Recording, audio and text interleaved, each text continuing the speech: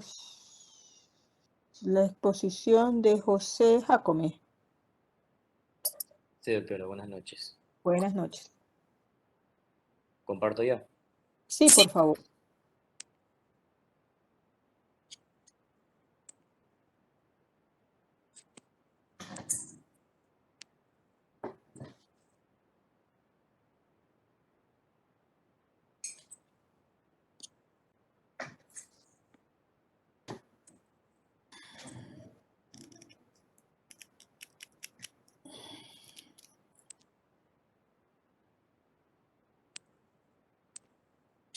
Ok, buenas noches compañeros. Yo les voy a hablar sobre la meningitis crónica. La meningitis es una inflamación que se da en cualquiera de las tres capas de las meninges y se puede definir de acuerdo al curso evolutivo que tiene. En este caso de la meningitis crónica, esta se puede diferenciar de la meningitis subaguda y la aguda, en primer lugar, de acuerdo a la sintomatología, ya que esta dura más de 4 semanas y existe evidencia de pleocitosis en el líquido cefalorraquídeo.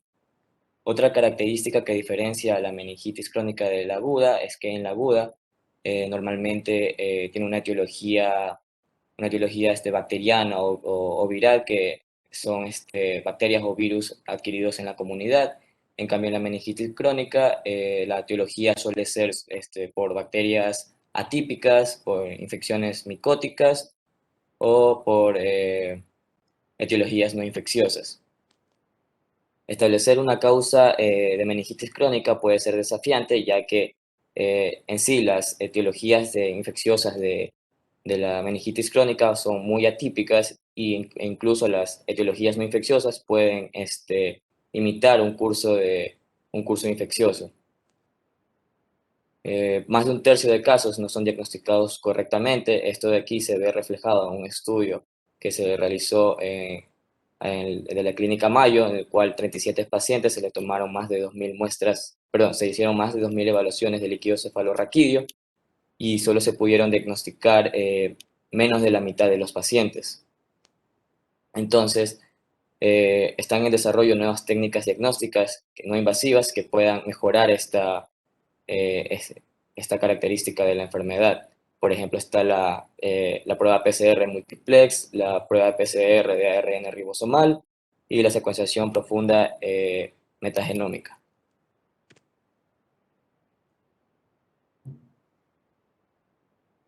De acuerdo al enfoque diagnóstico, esto de aquí lo vamos a establecer, primero vamos a establecer el curso de la enfermedad, o sea, vamos a identificar la fecha cuando el paciente presentó los primeros síntomas. Esto de aquí también puede ser un poquito desafiante, eh, ya que la sintomatología en la meningitis crónica suele ser indolente y a veces el paciente puede pasar desapercibido ciertos síntomas o signos. También junto con esto se debe realizar una anamnesis completa y correcta del paciente y preguntarle ciertos antecedentes como de enfermedades de transmisión sexual, el estado, el estado inmunológico del paciente, si ha estado expuesto si tiene exposiciones nosocomiales, por ejemplo, en trabajadores de la salud, trabajadores penitenciarios, si ha tenido exposición a ciertos animales, toxinas, o si ha estado expuesto con pacientes enfermos, o también es importante preguntarle sobre el medicamento que está usando, entre otras características. También en este enfoque diagnóstico de la meningitis crónica es importante la opinión de distintos especialistas, ya que, por ejemplo, un oftalmólogo puede identificar ciertos signos o síntomas de oculares infecciosos o, o enfermedades oculares neuroinflamatorias. Un reumatólogo puede hallar pistas más fácilmente de síntomas articulares o musculoesqueléticos. Para esto vamos a tener lo que son las pruebas diagnósticas tradicionales y también algo del abordaje de nuevas pruebas diagnósticas.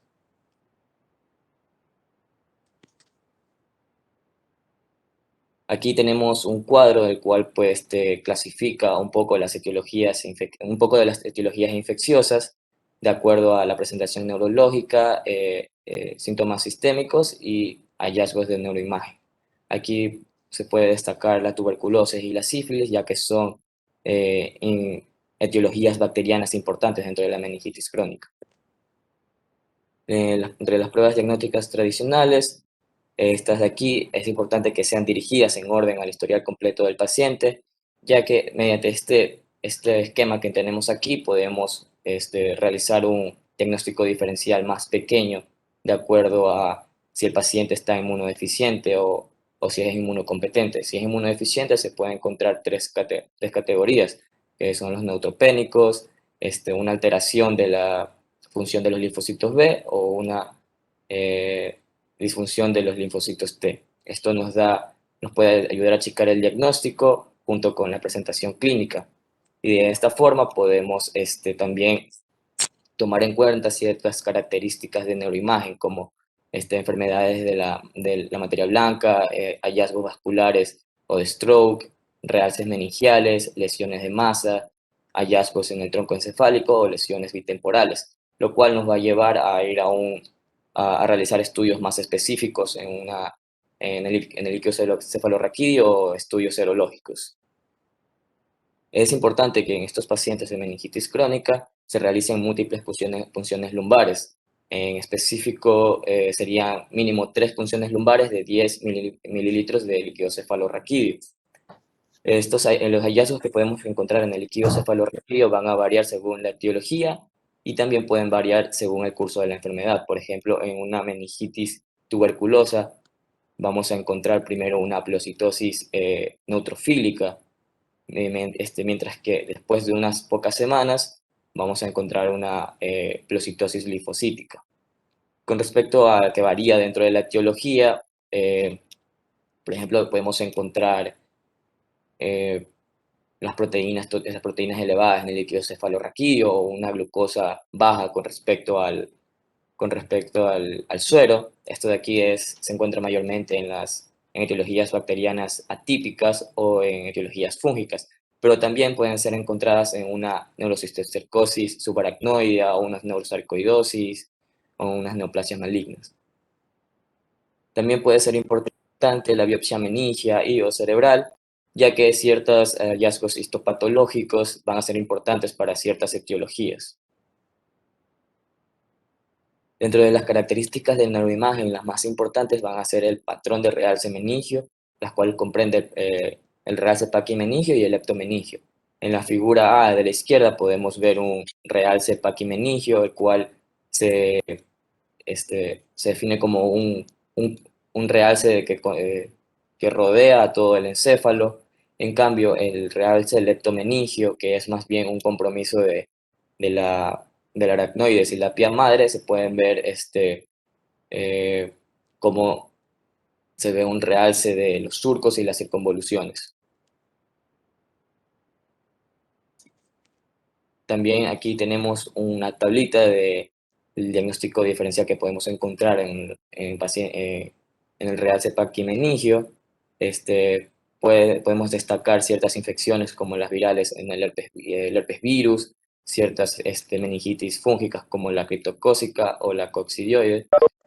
También podemos destacar etiologías autoinmunes como la sarcoidosis, el síndrome de Vogt-Koyanagi-Harada y enfermedades relacionadas con IgG4. Podemos también destacar ciertos cánceres como el cáncer de mama, de pulmón o melanoma, ya que este puede terminar en una meningitis carcinomatosa. Entre las causas iatrogénicas podemos destacar la punción lumbar y, la colocación de una derivación, ya que estos de aquí pueden dar lugar a una colonización de bacterias y por lo tanto a una meningitis crónica. Aquí tenemos una tabla del diagnóstico diferencial del realce leptomeningio, que es un poquito más corta, ya que no muchas enfermedades presentan este realce.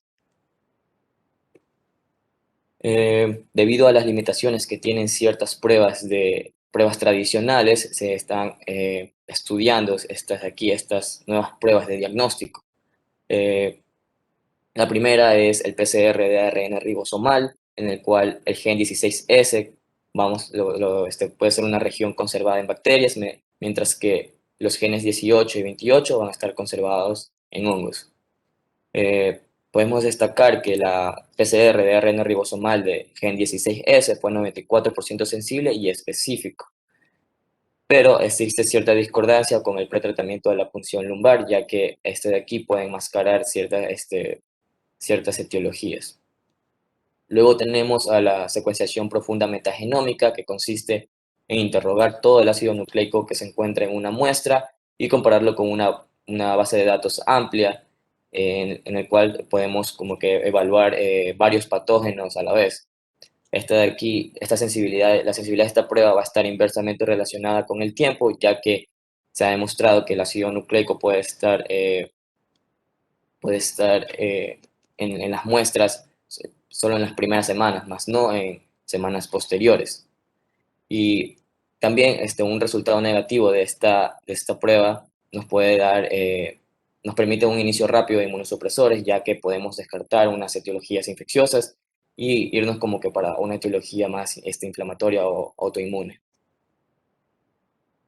En el abordaje general del tratamiento, no se recomienda ampliamente el tratamiento antimicrobiano empírico, excepto hasta cuando se logra identificar los riesgos y beneficios de dicho tratamiento, ya que una meningitis bacteriana sí es importante porque se necesita el cese rápido de cierta sintomatología, mientras que en la meningitis crónica los síntomas suelen ser más indolentes, entonces se puede esperar hasta identificar estos riesgos y beneficios. Esta regla puede cambiar en pacientes inmunodeprimidos, ya que aquí sí va a ser importante por cualquier patógeno oportunista que pueda aparecer. También es importante señalar que muchos regímenes de este tratamiento incluyen glucocorticoides y aquí pueden enmascarar cierta sintomatología que luego va a aparecer de nuevo. Entre el abordaje vamos a tener primero la terapia antituberculosa, que la vamos a dar principalmente en pacientes que se encuentren en zonas endémicas de la tuberculosis o pacientes que tengan familiares directos con tuberculosis. Los glucocorticoides se va a dar solo en el caso de que no se haya encontrado una etiología infecciosa. La terapia antifúngica cuando habíamos encontrado una etiología micótica en algún cultivo. Y la terapia antibacteriana o antiviral se da en el caso de encontrar ciertas características sépticas en el líquido cefalorraquídeo.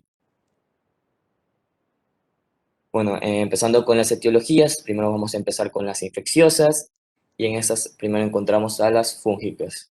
Vamos a tener al Cryptococcus, al Histoplasma, Blastomyces, Coccidioides, Aspergillus y Candida. Del primero que vamos a hablar es de la etiología fúngica más frecuente, que es el Cryptococcus, que va a tener como factores de riesgo más importantes las formas de inmunosupresión, como pacientes con VIH-Sida, pacientes trasplantados o pacientes con neoplasias malignas.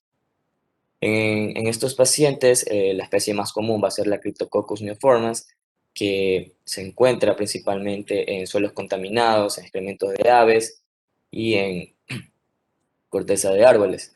Mientras que en pacientes inmunocompetentes es más común encontrar una infección por Cryptococcus gattii, pero solo en zonas endémicas donde ha sido identificado este patógeno, por ejemplo en la Columbia Británica o en el noroeste del Pacífico. Con respecto a esto de los pacientes inmunocomprometidos, se ha descrito que los pacientes con VIH tienen un deterioro clínico más rápido, esto debido a que tienen un alto riesgo de progresión temprana hacia el coma o la muerte debido a la presión intracraneal elevada. Esto nos sugiere que debamos realizar un tratamiento rápido y repetitivo con punciones lumbares diarias y un tratamiento antimicótico de por vida, ya que se ha demostrado que aún así con el tratamiento antimicótico, la mortalidad por meningitis criptocócica y con VIH presenta al menos el 25%. Dentro de la sintomatología de una meningitis criptocócica tenemos cefalea, fiebre, náuseas, vómitos, alteración del estado mental, síntomas visuales y convulsiones.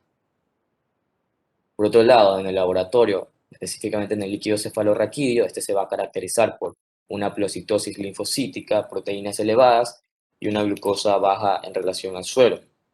pero en pacientes que estén inmunocomprometidos, estos parámetros del líquido cefalorraquídeo pueden estar normales, en específico la explositosis y las proteínas.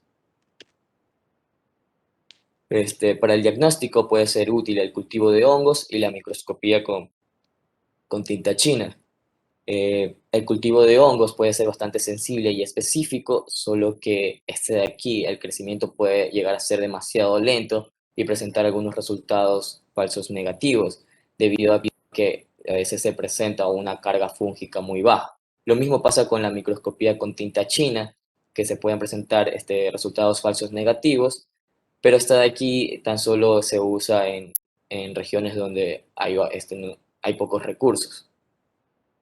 Por otro lado, tenemos el antígeno criptocócico en líquido cefalorraquídeo, que va a ser mucho más sensible y específico que las pruebas anteriores, pero este de aquí se usa mayormente cuando se requiere un diagnóstico rápido de meningitis criptocócico. También tenemos al antígeno criptocócico sérico, que puede ser importante en ciertas situaciones, mas no para descartar la infección por criptococos. Este de aquí, el antígeno criptocócico sérico, puede ser útil para identificar una infección por criptococos en pacientes inmunodeprimidos antes de que presenten síntomas. E incluso la Organización Mundial de la Salud sugiere o recomienda que se dé una terapia con fluconazol oral en pacientes que presenten este antígeno criptocócico, así no presenten síntomas o no, en lugares donde existe una carga endémica bastante significativa del Cryptococcus. También en los hallazgos de neuroimagen podemos encontrar hidrocefalia, edema cerebral, realce leptomeningio y criptococomas. Por último, en pacientes con VIH no tratada y meningitis criptocócica, la terapia antirretroviral debe ser retrasada. Esto porque se puede dar un desarrollo de un síndrome inflamatorio de reconstitución inmune que puede aumentar la tasa de mortalidad en pacientes con meningitis criptocócica y VIH. Esto se demostró a través de un ensayo en África en el cual demostró que esperando 4 semanas después de la sintomatología de meningitis criptocócica y con VIH, aumentaba la supervivencia en más del 70%, mientras que en pacientes de que se iniciaba la terapia antirretroviral a la primera o a la segunda semana tenían una tasa de mortalidad más alta.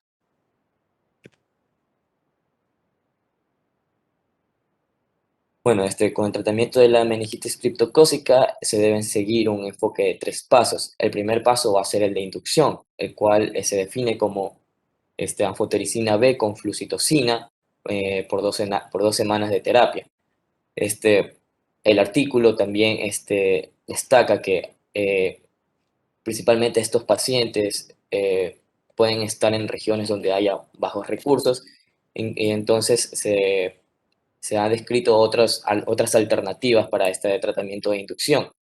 Por ejemplo, se puede dar anfotericina con flucitocina por 1 semana, puede ser igual de eficaz, al igual que fluconazol con flucitocina, pero por 2 semanas.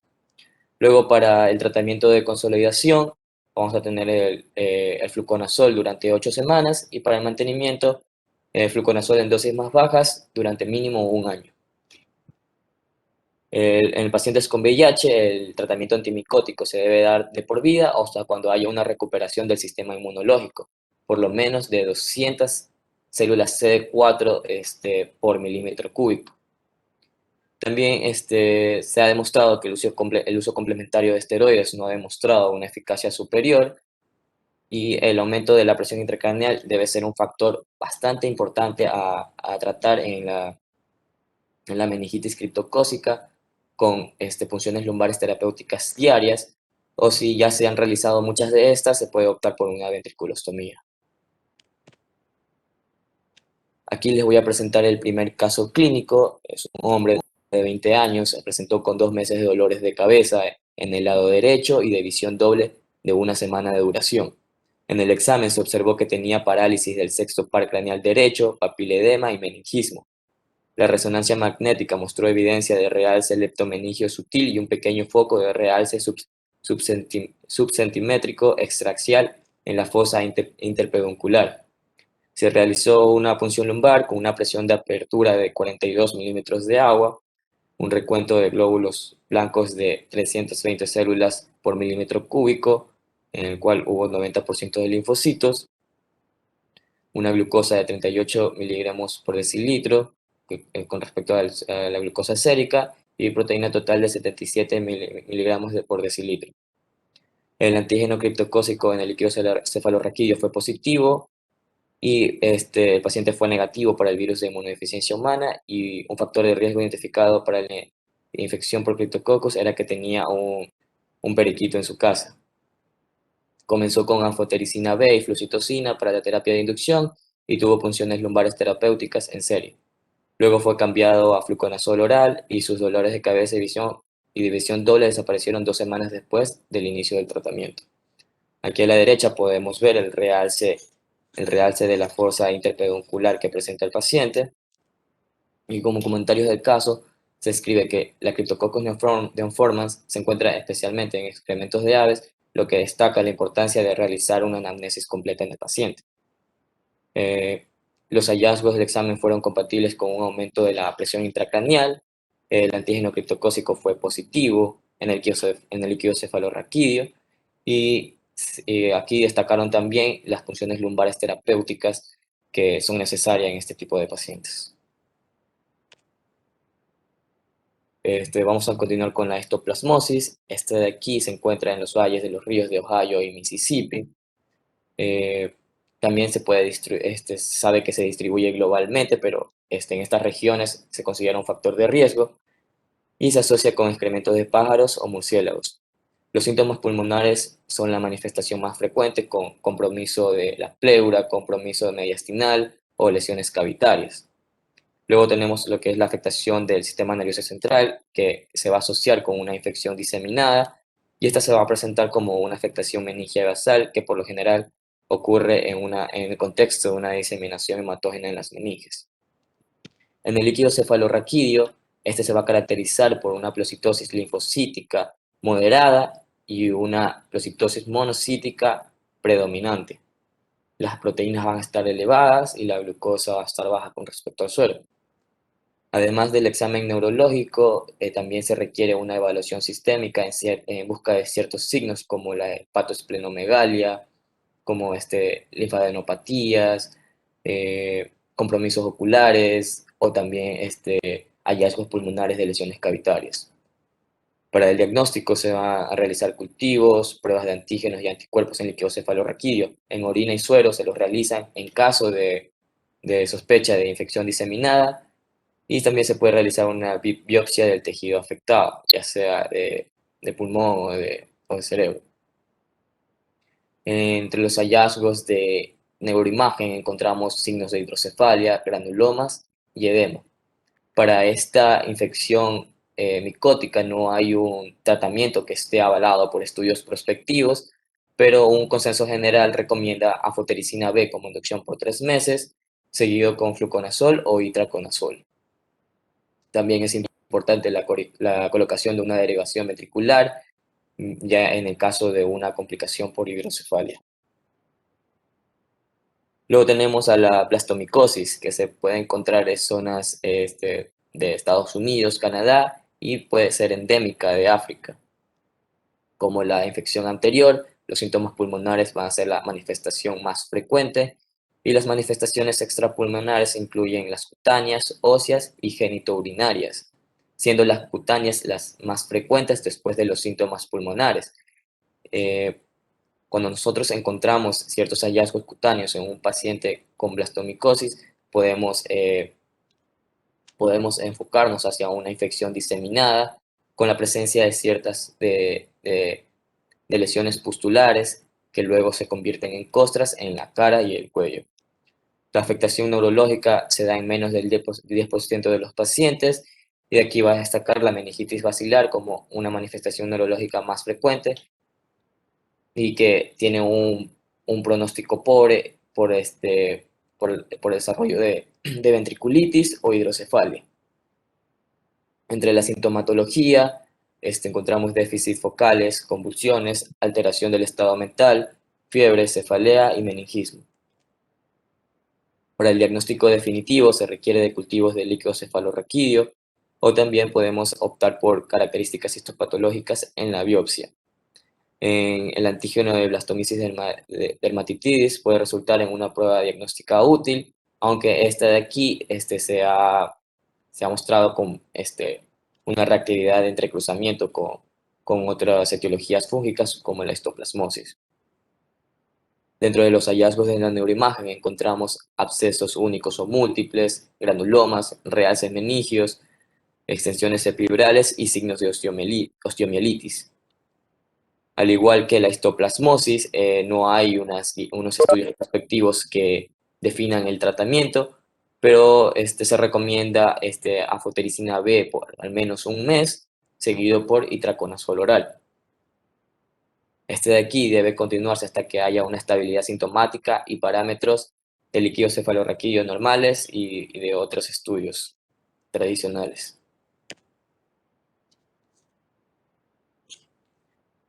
Luego tenemos a la coccidioidomicosis. Esta es una infección que se va a dar principalmente por la Coccidioides imitis y la Coccidioides posadaci. Se encuentra normalmente en zonas tropicales o subtropicales, mm, por el suroeste de Estados Unidos, México y Centroamérica. Entre los grupos de riesgo comprenden agrícolas y albañiles que están expuestos mayormente a esporas del suelo y se puede decir que las manifestaciones pulmonares son las más comunes.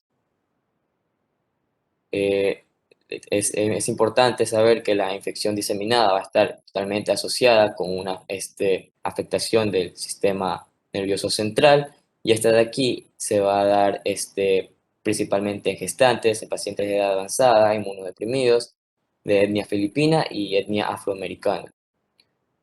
La meningitis coccidioides, esta de aquí suele ser una infección granulomatosa en la cisterna basilar que se va a caracterizar por cefalea, náuseas, vómitos, alteración del estado mental, ataxia, alteración de la marcha, parálisis faciales y rigidez de nuca.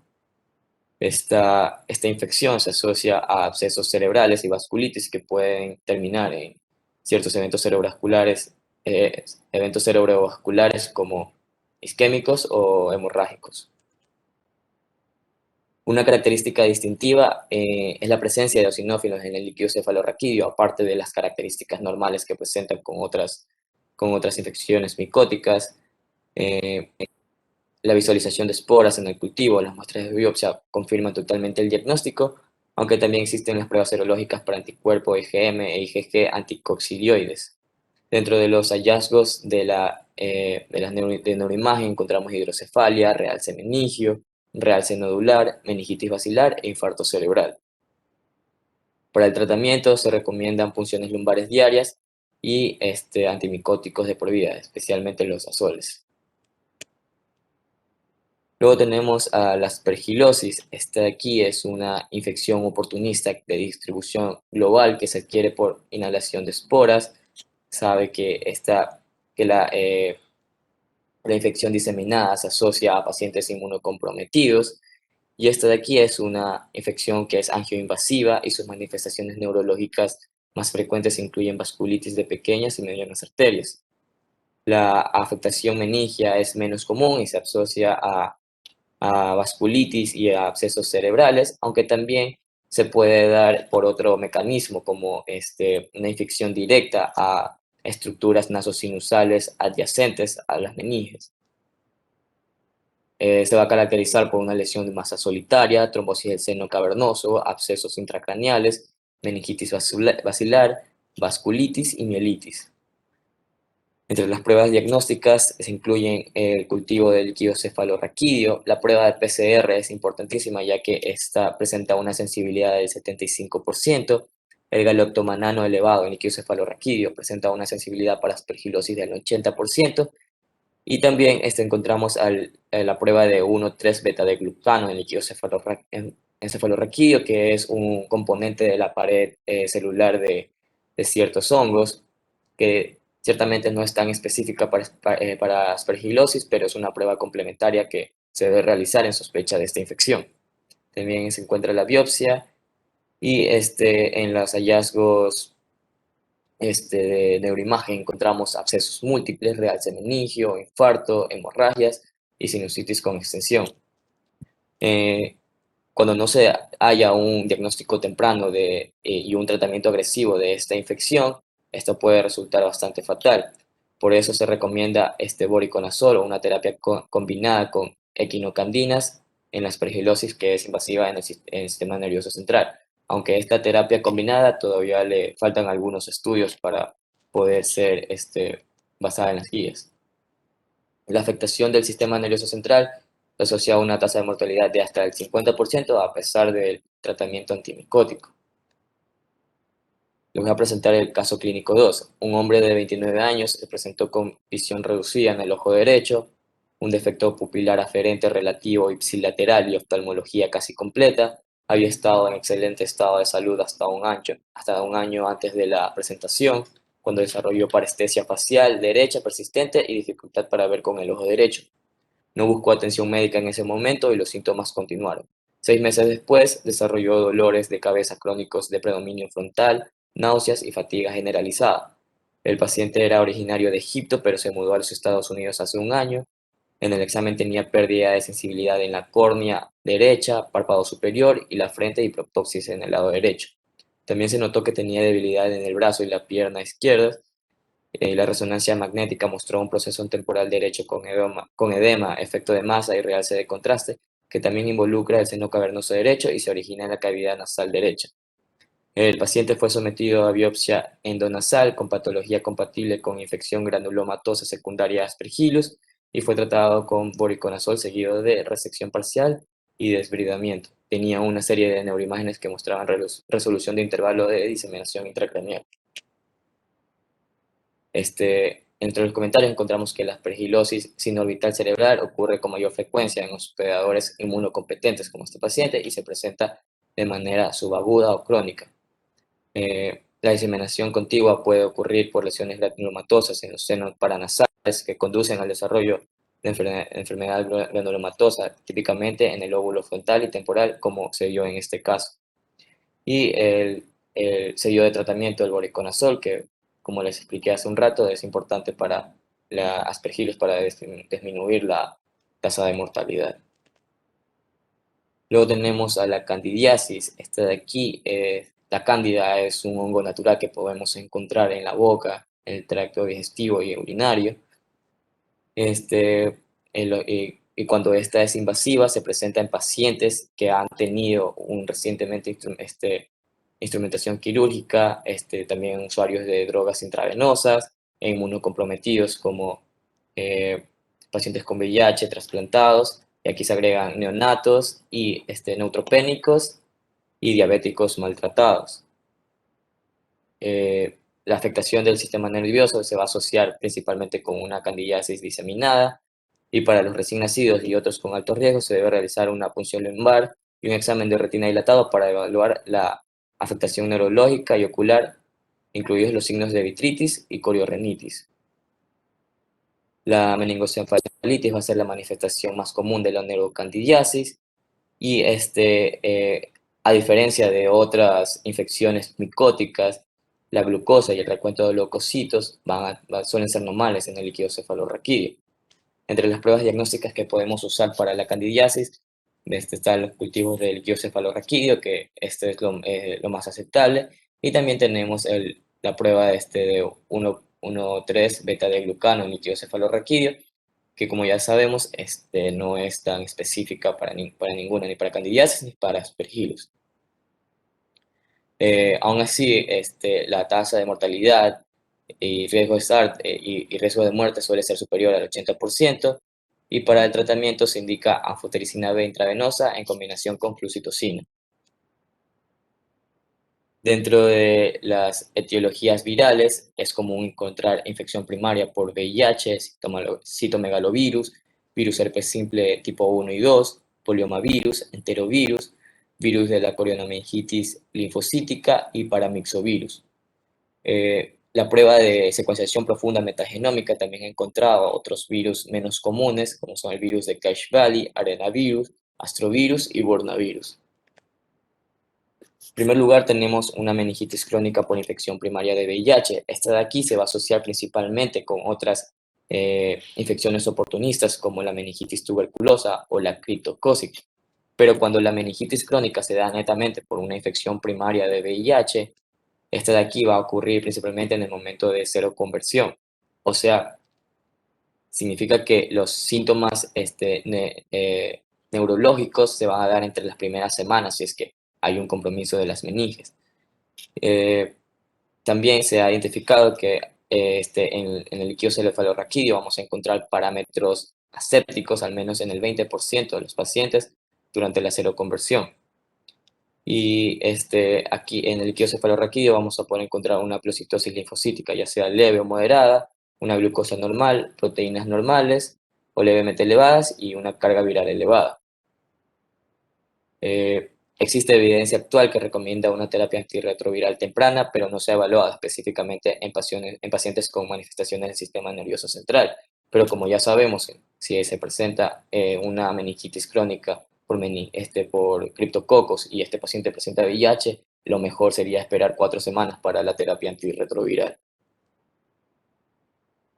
Luego tenemos al virus herpes simple tipo 2. Esta de aquí va a ser una causa bastante común de meningitis aguda, crónica y recurrente. Esta se va a dar por transmisión sexual en adultos y de una transmisión vertical materno-fetal en infantes. Las manifestaciones más comunes van a ser las lesiones genitales, pero estas pueden estar o no estar si es que hay presencia de compromiso del sistema nervioso central.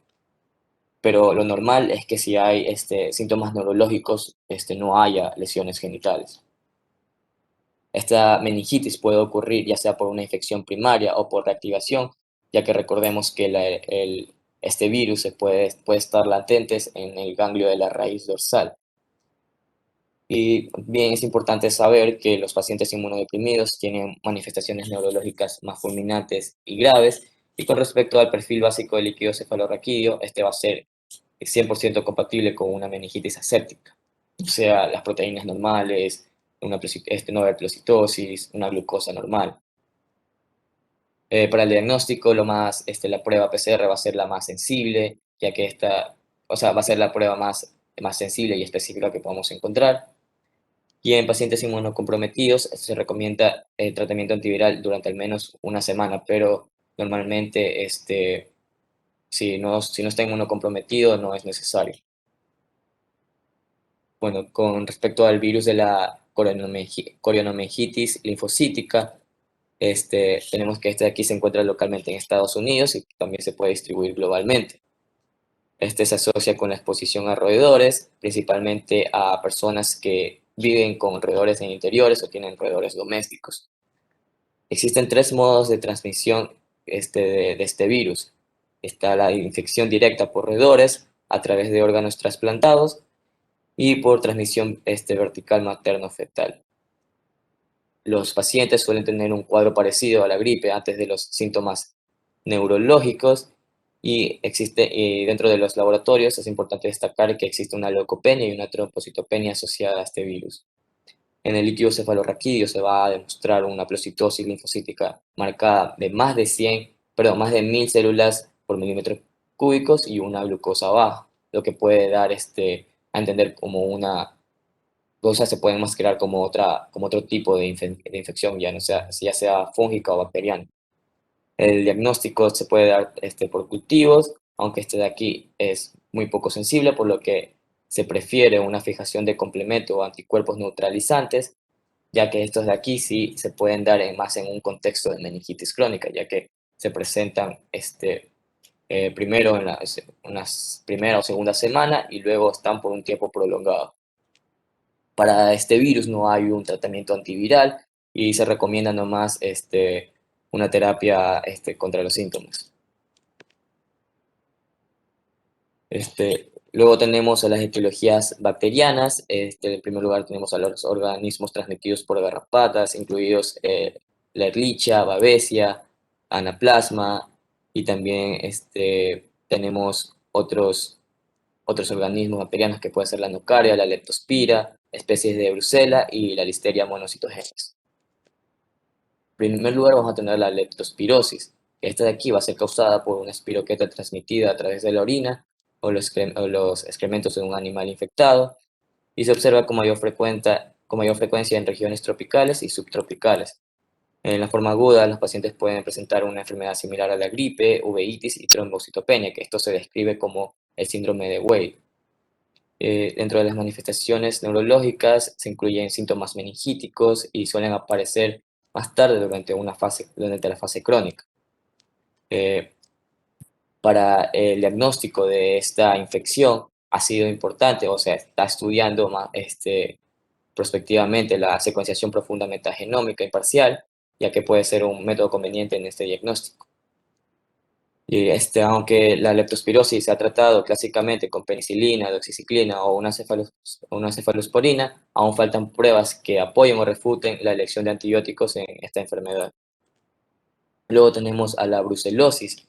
Esta de aquí se va a encontrar distribuida en todo el mundo y se asocia por el consumo de carne poco cocida, productos lácteos no pasteurizados, por inhalación o por entrada directa a través de heridas en la piel o membranas mucosas. La fase aguda se va a caracterizar por una sintomatología de fiebre fluctuante, altragia migratoria y sudoración excesiva. Vamos a tener que la afectación sistémica es bastante común en esta infección, lo cual vamos a encontrar un, eh, una afectación del sistema musculoesquelético como el dolor de espalda intenso debido a una espondilitis. También es importante destacar la afectación del sistema hepático y el sistema genitourinario. Ya con respecto a la neurobrucelosis, esta va a ser mucho más rara y se cree que ocurre en menos del 5% de los casos. Y las manifestaciones neurológicas más frecuentes van a ser una meningitis aislada o una meningoencefalitis, que puede presentarse ya sea de forma aguda o crónica. Esta de aquí se diagnostica mediante marcadores crónicos, ya que el cultivo suele ser de bajo rendimiento, y también se está estudiando la eficacia de la secuenciación profunda metagenómica. El tratamiento incluye ceftriaxona o doxiciclina más rifampicina durante al menos 2 meses, pero se recomiendan ciclos prolongados si se retrasa la resolución clínica, ya sea el electrocefalorraquídeo o radiográfica. Luego vamos a tener a las etiologías parasitarias. Estas de aquí sí van a ser muy poco comunes en la meningitis crónica, pero también es importante agregarlas al diagnóstico diferencial si es que en la anamnesis que le hicimos al paciente describe que ha vivido o ha viajado en zonas tropicales. Y las principales etiologías van a ser el Echinococcus, Strongyloides, principalmente Stercolaris, Acanthamoeba, Angiostronghilus, Taenia solium, Baileys ascaris y especies de Toxoplasma, especialmente Toxoplasma gondii. Dentro de las etiologías químicas, primero vamos a encontrar a la meningitis crónica por fármacos.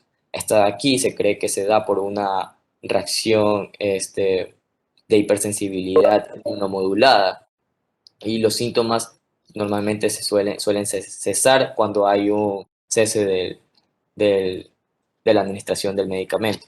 Los principales van a ser los AINES, especialmente el ibuprofeno, la inmunoglobulina intravenosa, antibióticos, se incluyen la combinación de sulfamethoxazol y trimetropina, inmunosupresores, quimioterapéuticos y anticonvulsivantes como la carbamazepina.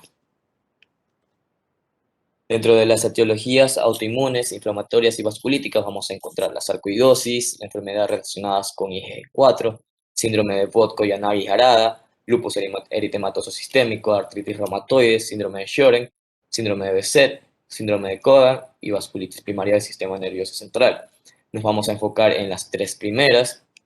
La primera va a ser la sarcoidosis. Esta de aquí va a ser una enfermedad inflamatoria que afecta a múltiples sistemas de órganos y se caracteriza por granulomas no necrotizantes y en los casos más frecuentes suele afectar más principalmente al pulmón. Las manifestaciones neurológicas suelen ocurrir en la mediana edad y pueden ocurrir en cualquier etapa de la enfermedad. Estas complicaciones ocurren hasta en el 10% de los pacientes y se ha demostrado que estas incluso pueden ser la sintomatología de la presentación inicial de la sarcoidosis. Cuando hay un compromiso neurológico, lo más común es la afectación leptomeningia, que se asocia más frecuentemente a síntomas meningios, pero también se puede asociar a manifestaciones neurológicas como la parálisis de nervios craneales o la afectación hipofisaria. En el líquido cefalorraquídeo va a mostrar una pleocitosis mononuclear, proteína total elevada y una glucosa baja con respecto al suero. También es importante destacar la, la enzima convertidora de angiotensina en el líquido cefalorraquídeo, ya que se ha demostrado que puede ser un marcador importante para la sarcoidosis, pero este de aquí puede ser poco sensible y puede haber arrojado positividad en al menos 40% de los pacientes. Se recomienda también realizar estudios de imagen de cuerpo entero, como la tomografía emitida por positrones y otras pruebas de laboratorio sistémicas en las cuales evalúen el sistema hepático y, y pueden evaluar también el hipercalcemia. El diagnóstico definitivo se va a dar por características histopatológicas en la biopsia eh, de las lesiones granulomatosas, y la primera línea de tratamiento va a corresponder a los esteroides, aunque también en los pacientes que presentan manifestaciones del sistema nervioso central, estos van a requerir un inmunomodulador, especialmente uno de los inhibidores de factores de necrosis tumoral como el infliximab. Luego tenemos a las enfermedades relacionadas con IgG4.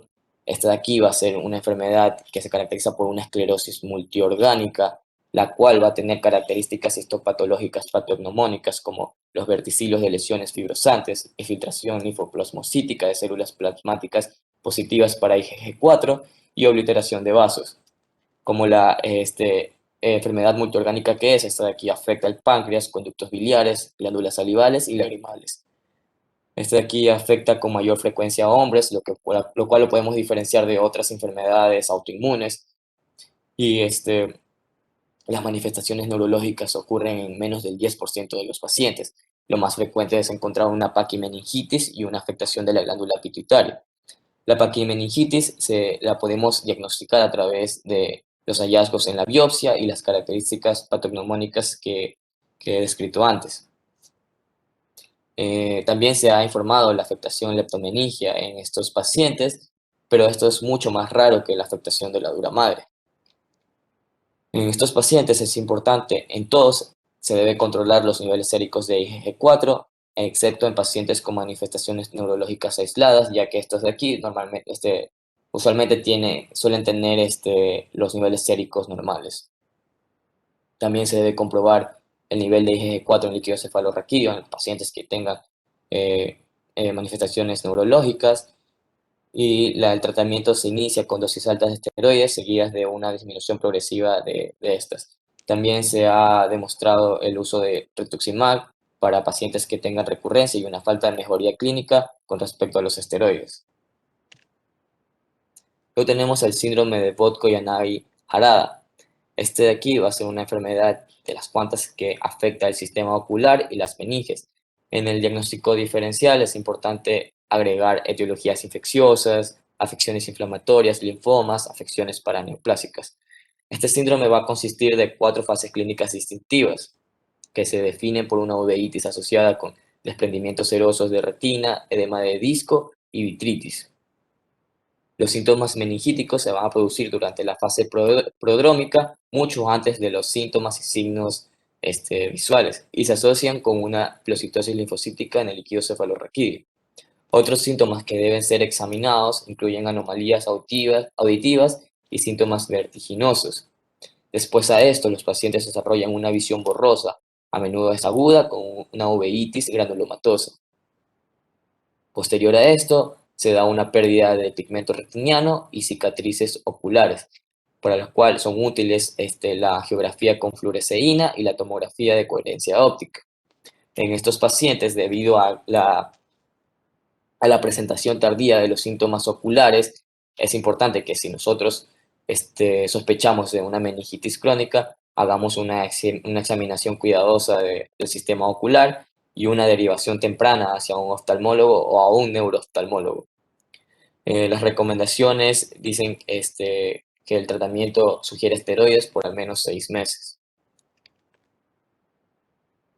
Luego tenemos el último caso, este de aquí va a ser de un hombre de 19 años que acudió al hospital con un mes de cefalea holocefálica difusa, meningismo, náuseas, vómitos y fiebre de hasta 39 grados centígrados. Las imágenes iniciales mostraron evidencia de realce leptomeningio. Los resultados de la punción lumbar mostraron una pleocitosis linfocítica leve, proteínas levemente elevadas y una relación del líquido cefalorraquídeo y suero con respecto a la glucosa normal.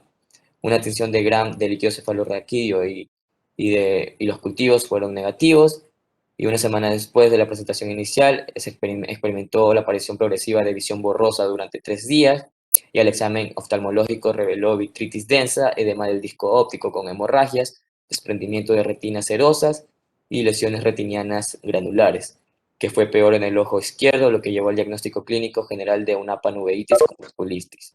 Luego se le diagnosticó el síndrome de Vodko-Yanagi-Harada por síntomas oculares y neurológicos, y se lo trató con esteroides para la mejoría clínica.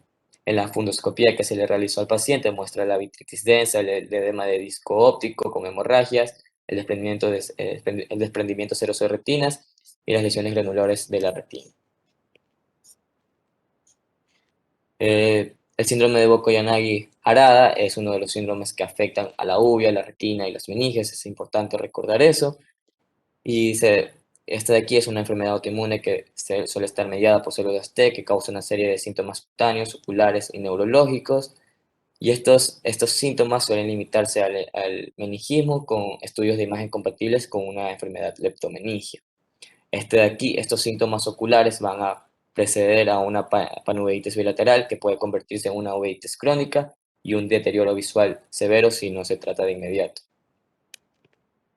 Por último, tenemos a la meningitis carcinomatosa. Esta de aquí es importante enfocarnos cuando se da en una situación de diseminación metastásica de ciertas neoplasias sólidas o hematológicas a las meninges. Entre estas neoplasias encontramos a cáncer de mama, cáncer de pulmón, melanoma, linfoma y la leucemia. En el líquido cefalorraquídeo se encuentra un recuento elevado de leucocitos, bajo nivel de glucosa y proteína total elevada, lo que puede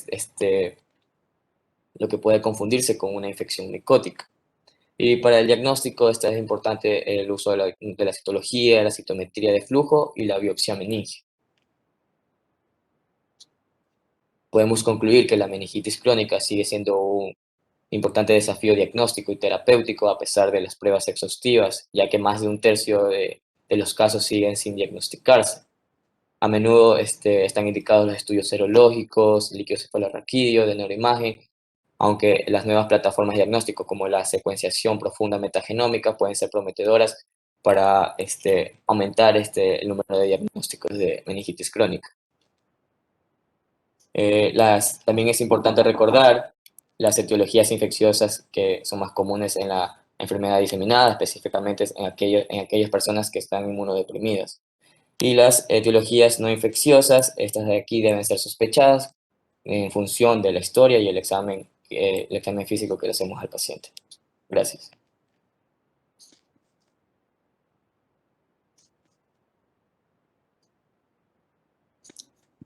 Gracias, José.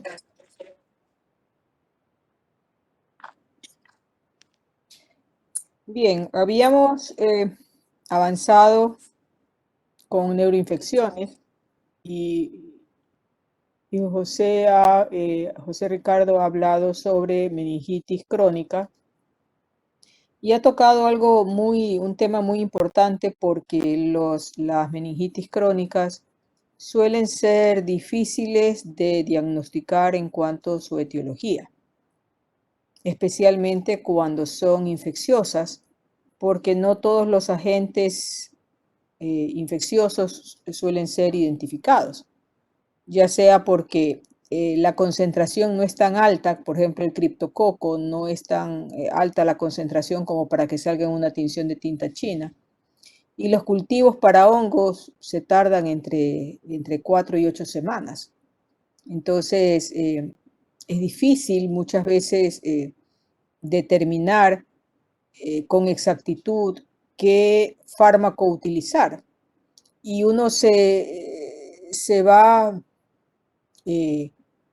inclinando más por la epidemiología, por las condiciones inmunológicas del paciente, por los focos aledaños que tuviera que tener infección, por los contactos que ha tenido, por el tipo de trabajo que ha tenido.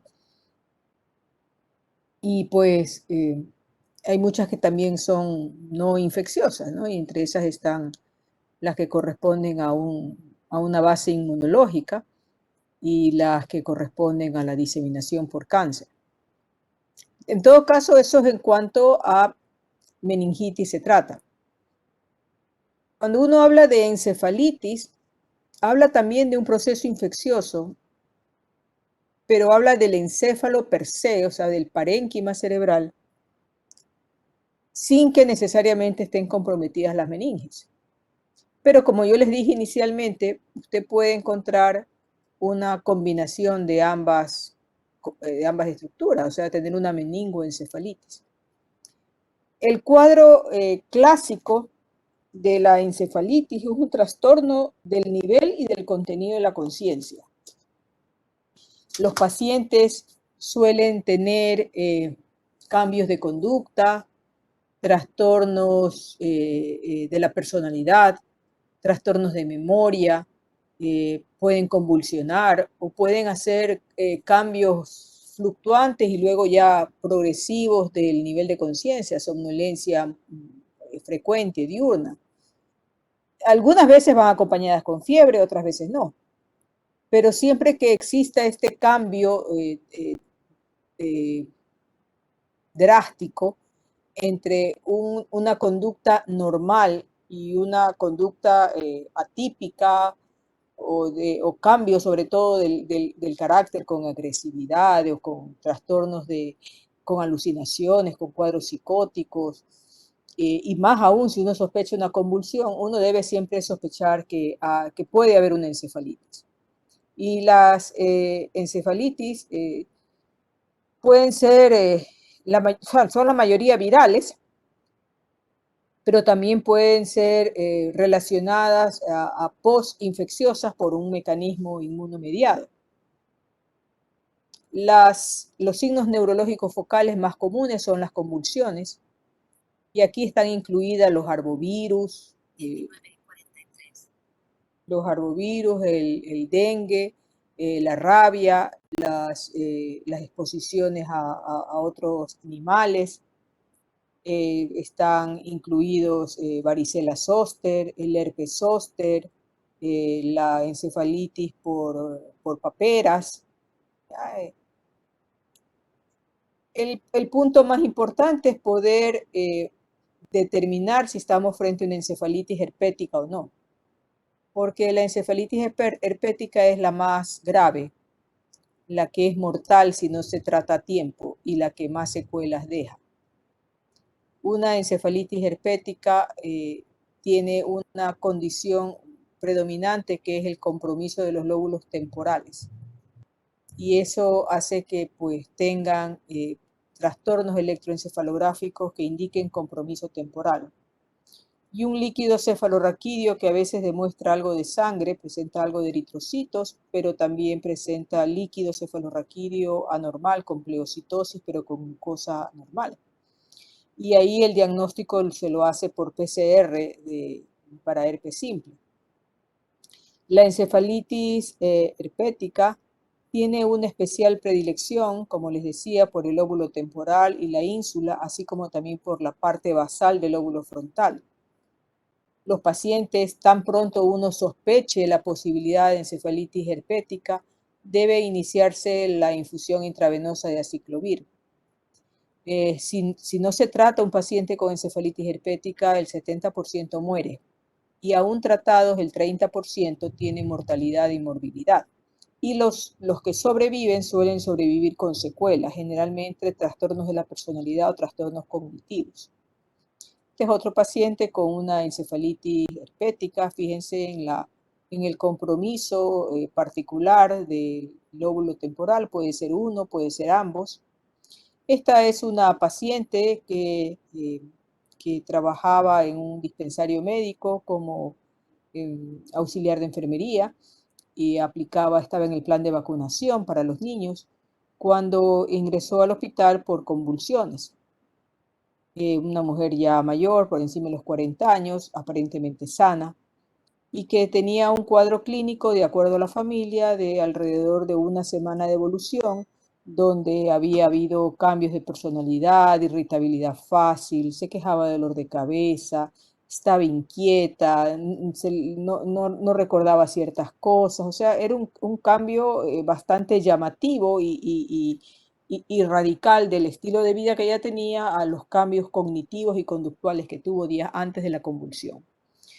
Se hace pues la tomografía no demostraba nada y la resonancia, como ustedes ven aquí, no se ve mayor cosa, así ya unos con cierta predisposición podría decir que aquí hay algo de hipointensidad, pero claro, cuando se le ponen en T2, ahí se ve pues muy claro la hiperintensidad en la porción medial de los lóbulos temporales. Esta paciente tenía pues hiperintensidad en el lóbulo temporal, en todo lo que correspondía al cíngulo, o sea, todo lo que es sistema límbico. Empezó el tratamiento, mejoraron las convulsiones, mejoró su estado de conciencia, evolucionó bastante bien en cuanto a mortalidad, pero quedó con secuelas. Ella quedó con esta atrofia de los lóbulos temporales. Esta es una resonancia hecha años después, donde ustedes van a ver que hay pérdida de sustancia. Por lo tanto, pues la paciente quedó con trastornos cognitivos y de conducta muy importantes que le impidieron retomar su trabajo. También existen otro tipo de meningitis que se llaman asépticas, aquellas meningitis en las cuales no se encuentra un agente infeccioso y entre estas están ciertos virus, entre esos los enterovirus, pero también pueden ser meningitis aséptica o una meningitis carcinomatosa, o puede ser una meningitis por espiroqueta, como el Lyme o la sífilis. Puede ser por herpes virus del tipo 2, puede ser alguna enfermedad de orden micótica que no sea rápidamente identificada. Y el punto más importante es determinar si nuestro paciente tiene un absceso cerebral o no. En el contexto de un paciente que hace un cuadro de cefalea, hipertensión endocraniana, fiebre y que tiene un síntoma focal, y que usted encuentra en la imagen una lesión que ocupa espacio conformado por una zona de necrosis en la que se ha formado una cápsula alrededor y que habitualmente es el resultado de la contaminación hematógena o por vecindad de estructuras que están infectadas, como puede ser un absceso en el diente, en la muela, un absceso, una otitis supurativa, una mastoiditis, una sinusitis, una neumonía, una endocarditis, ya todo eso que por vía hematógena o por vecindad puede irse hacia el cerebro. Estos pacientes pueden formar un absceso y en esos casos los abscesos suelen ser por múltiples organismos. O sea, el patógeno no es uno solo, habitualmente son mezclas de varios patógenos, lo cual hace que sea mucho más difícil el tratamiento. Los pacientes pueden presentar síntomas neurológicos focales y a diferencia de una meningitis suelen no dar fiebre. La fiebre solamente se la ve en la mitad de los casos y lo que predomina son los signos de hipertensión intracraneal. Inicialmente se puede ver una zona de edema o de licuefacción que se denomina cerebritis, que puede pasar desapercibida en una tomografía, que se puede ver quizás en una resonancia y con el tiempo ya se forma la cápsula. Es igual como cuando usted tiene un absceso en cualquier otro lado. Al principio no está clarito, amarillito el absceso, o sea, comienza con hinchazón, con inflamación, con enrojecimiento. Bueno, lo mismo es acá en el cerebro. Habitualmente estos abscesos, la cápsula capta contraste y eso se ve muy nítido en la resonancia magnética. Así como ven aquí, un absceso, otro absceso en el cerebelo, absceso en el cerebelo, absceso en el tallo encefálico. En estos casos la punción lumbar está contraindicada por el efecto de la hipertensión endocraniana causada por algo que ocupe espacio Y entonces el diagnóstico debe hacerse por una punción directa sobre la lesión para obtener directamente el material y verlo en el microscopio y poderlo cultivar. De acuerdo a ese resultado se pueden dar los antibióticos, que generalmente son antibióticos de amplio espectro, que a veces incluyen para anaerobios y pueden estar relacionados con efecto de masa, y a veces hay que dar algo de esteroides. En este caso, los antibióticos pueden ser combinaciones, como les decía, de varios fármacos.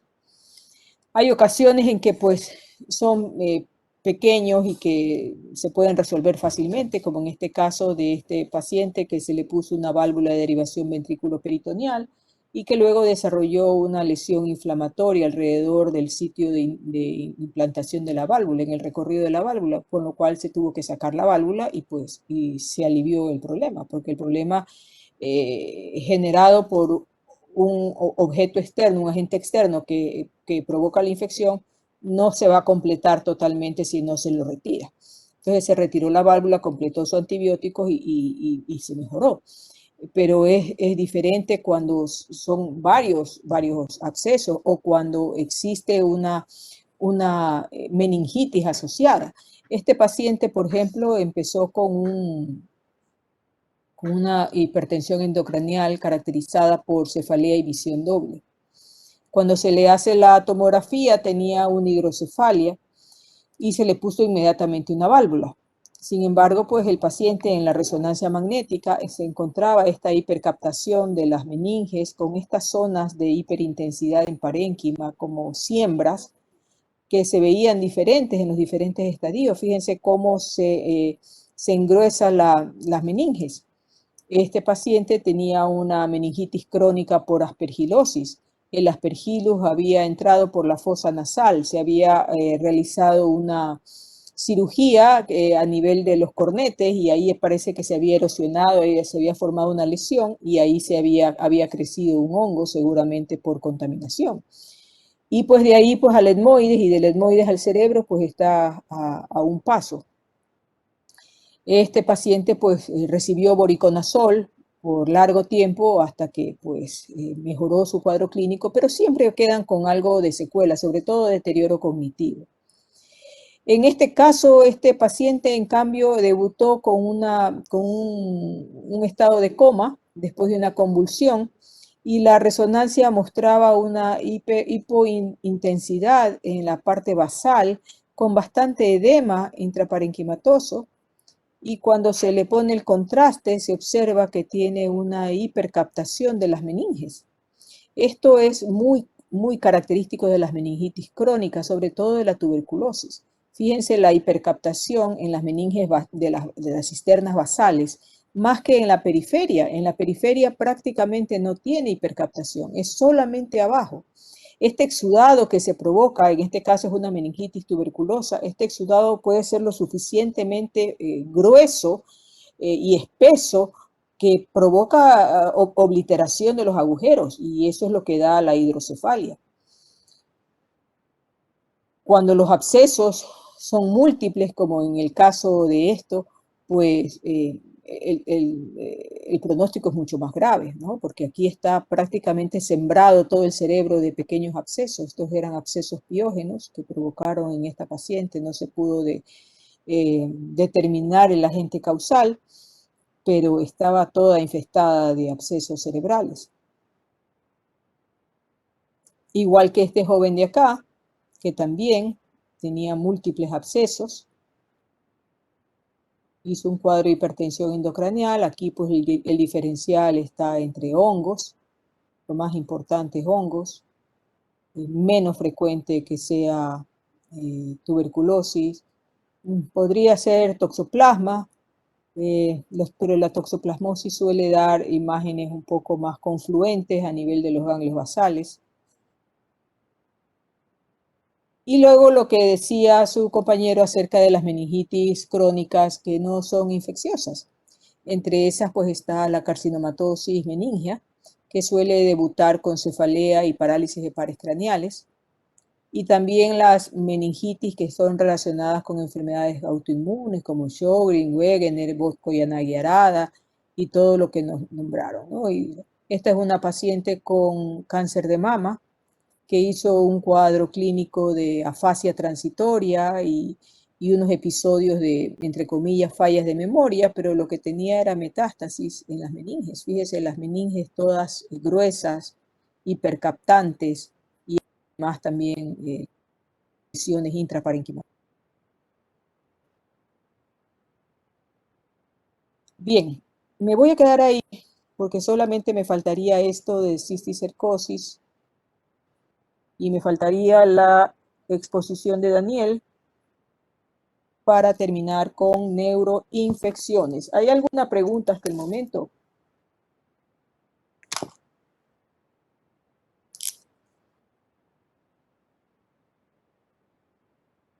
Bueno, señores, nos vemos mañana. Que descansen. Gracias, doctora. Gracias, doctora. Pase bien. Adiós.